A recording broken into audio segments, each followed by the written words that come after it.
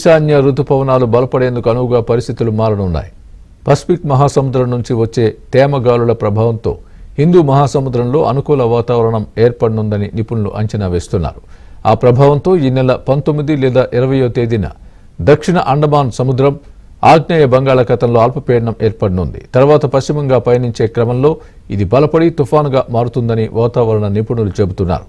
అనంతరం ఇది ఉత్తర తమిళనాడు, దక్షిణ కోస్తా దిశగా రానుందని కూడా అంచనా వేస్తున్నారు. దక్షిణ కోస్తా జిల్లాలపై దీని ప్రభావం ఉంటుందని విశ్లేషిస్తున్నారు.